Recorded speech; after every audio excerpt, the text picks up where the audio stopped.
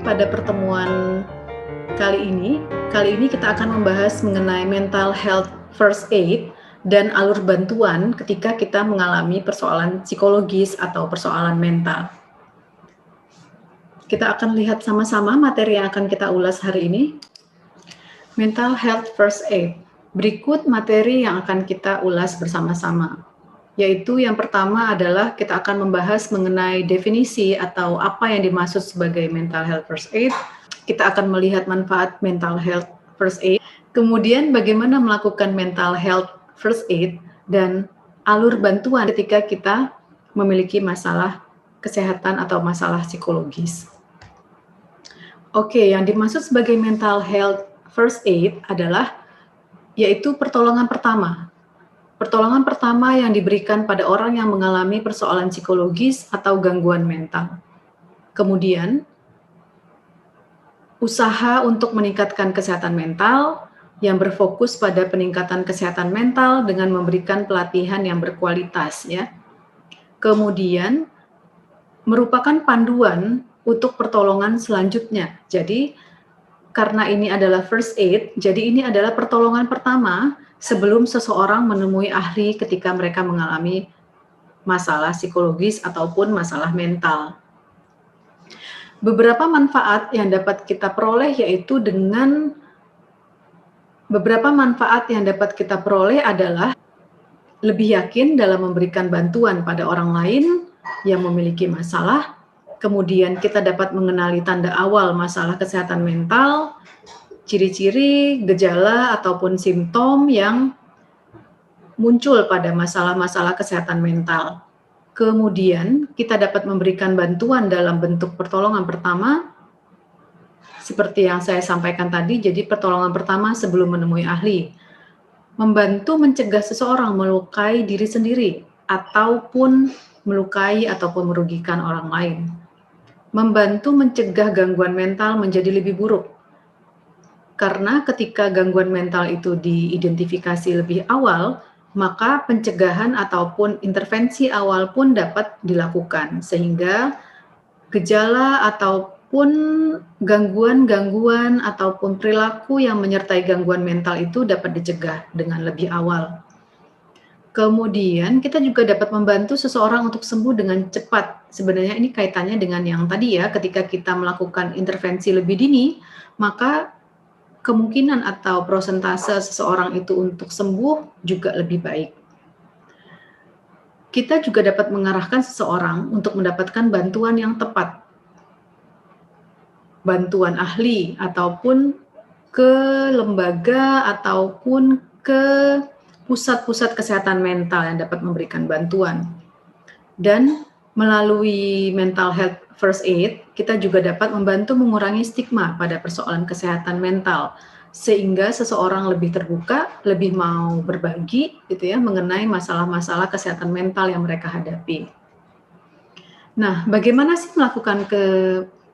kemudian bagaimana melakukan mental health first aid? Beberapa hal yang dapat kita lakukan adalah yang pertama, dengan menunjukkan perhatian atau dengan mengekspresikan bahwa kita peduli dan tunjukkan atau katakan bahwa kita mau menolong. Kadang-kadang seseorang itu ragu untuk bercerita tentang masalah kesehatan mental mereka karena orang lain itu tampak tidak peduli atau mereka ragu apakah kita mau memberikan pertolongan. Kemudian kita dapat juga menyediakan waktu ya, dengan cara menyediakan waktu, mendengarkan gitu ya.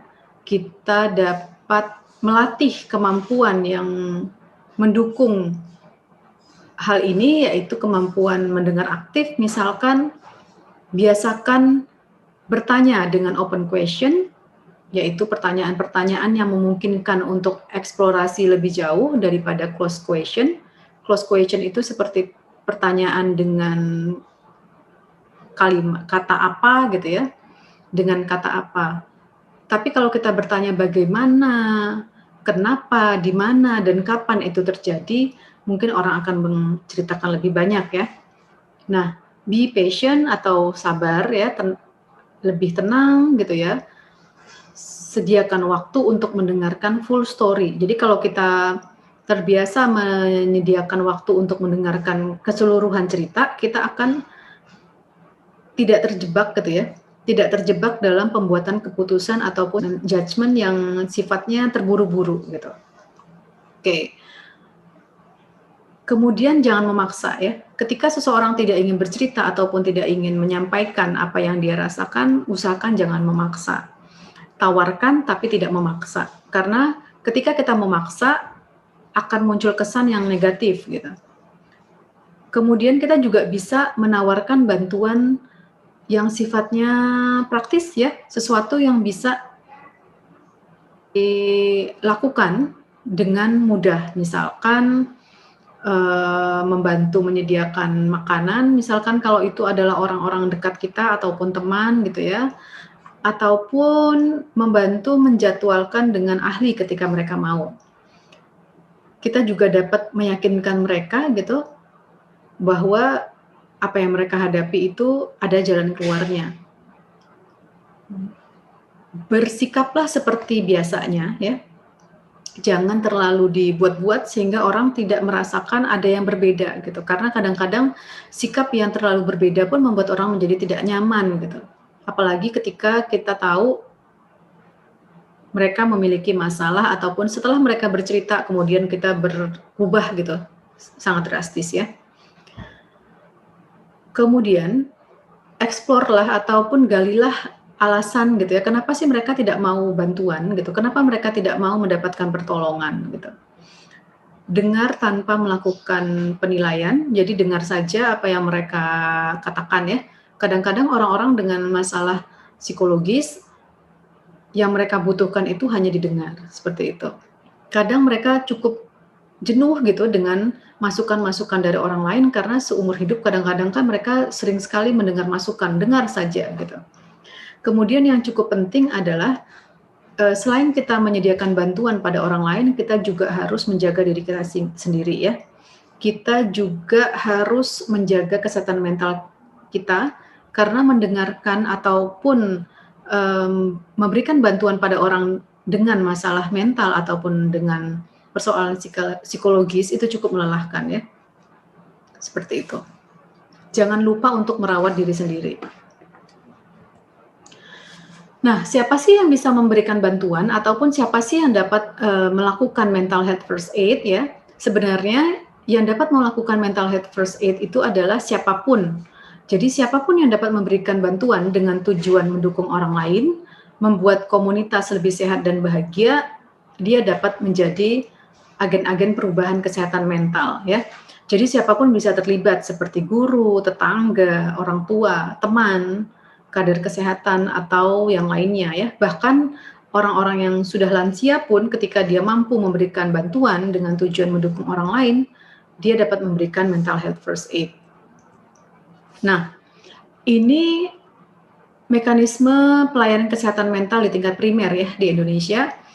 Jika memang bantuan yang kita berikan pada first aid tadi, mental health first aid tadi tidak atau diperlukan penanganan yang lebih gitu ya, ataupun orang tersebut memerlukan bantuan ahli, kita dapat menjelaskan kepada mereka, bagaimana cara mereka mendapatkan bantuan gitu.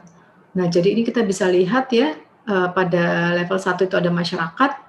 Masyarakat itu bisa secara mandiri mendatangi pelayanan kesehatan primer gitu ya, fasilitas pelayanan kesehatan primer, bisa mendatangi, bisa juga dijemput ataupun dirujuk.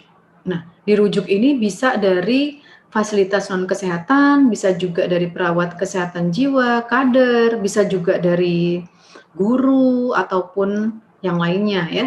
Kemudian bisa mendatangi puskesmas sebagai fasilitas pelayanan kesehatan tingkat primer. Ini ada tahapan-tahapannya. Seperti biasa, kita harus mendaftar, dilakukan pemeriksaan, penilaian, tindakan medis, dan rujukan ya. Seperti itu. Nah, jika diperlukan penanganan yang lebih serius, maka puskesmas akan merujuk. Atau jika diperlukan penanganan dalam jangka panjang, puskesmas akan merujuk. ke fasilitas pelayanan kesehatan rujukan ya, yaitu bisa rumah sakit umum yang memiliki fasilitas kesehatan jiwa ataupun kesehatan fisik, misalkan masalahnya terkait dengan persoalan fisik, atau merujuk ke rumah sakit jiwa jika diperlukan penanganan psikis ya, ataupun penanganan mental yang lebih jauh. Di rumah sakit jiwa sekarang selain psikiater ataupun dokter jiwa juga sudah ada psikolog yang saling bekerja sama. Jadi mereka berkolaborasi untuk menyelesaikan persoalan mental atau persoalan psikologis yang dialami oleh seseorang. Oke, itulah mengenai mental health first aid ya, dan mengenai alur bantuan. Yang perlu diingat adalah it's okay to get help. Jadi ketika kita mengalami masalah, membutuhkan bantuan orang lain, tidak perlu malu dan biasakan bercerita dengan orang yang bisa kita percaya atau kita yakin bisa memberikan bantuan. Seperti itu ya.